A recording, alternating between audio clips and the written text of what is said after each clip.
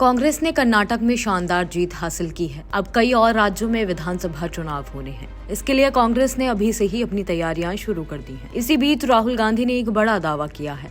राहुल ने कहा कि वह एमपी में होने वाले विधानसभा चुनाव में कांग्रेस 150 सीटें जीतेगी। 136 मिली कर्नाटक में। हमारा इंटरनल असेसमेंट है कि हमें एमपी में 150 मिलने जा रही है। तो कर्नाटक में जो किया उसको हम रिपीट करने जा रहे हैं। Thank you.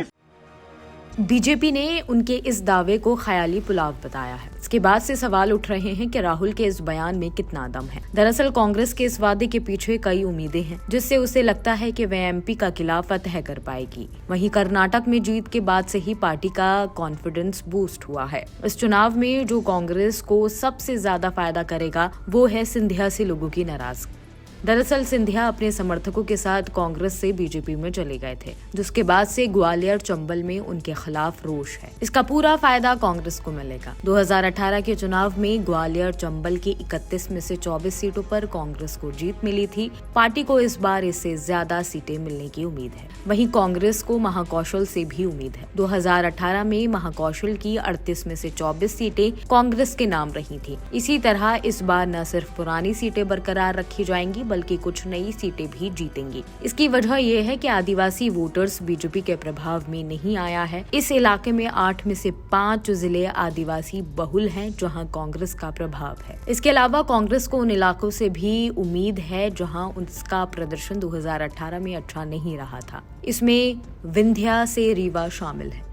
उसे 30 में से केवल 60 सीटें मिली थी, लेकिन पिछले साल हुए स्थानीय निकाय चुनाव में बीजेपी को लोगों की नाराजगी का सामना करना पड़ा था। बीजेपी का गढ़ माने जाने वाले रीवा और सीधी जिले में कांग्रेस ने उसे मात दी थी। इसके अलावा मालवा से भी कांग्रेस को काफी उम्मीदें हैं। मालवा की 38 में से 24 सीटों पर फिलहाल भाजपा के विधायक हैं। कांग्रेस के 13 और 1 सीट पर निर्दलीय एमएलए हैं। हालांकि 2018 के विधानसभा चुनाव के नतीजों में 18 सीटें कांग्रेस को मिली थी। बीजेपी को 19 सीटें मिली थी। कर्नाटक चुनाव में कांग्रेस को राहुल गांधी की भारत जोड़ो यात्रा का फायदा मिला। कांग्रेस को उम्मीद है कि मालवा में पार्टी की सीटें बढ़ेंगी, क्योंकि भारत जोड़ो यात्रा मध्य प्रदेश के जिन 6 जिलों से होकर गुजरी है वहां 30 सीटें हैं। भारत जोड़ो यात्रा का फायदा राहुल गांधी को कर्नाटका में भी मिला। जिन जिन इलाकों से राहुल गांधी की भारत जोड़ो यात्रा गुजरी वहां पर राहुल गांधी को वोट परसेंटेज में भी इजाफा देखने को मिला है। अब यही उम्मीद मध्य प्रदेश के चुनाव में भी जताई जा रही है। फिलहाल इस खबर में सिर्फ इतना ही। बाकी और खबरें देखने के लिए जुड़े रहिए जनसत्ता के साथ।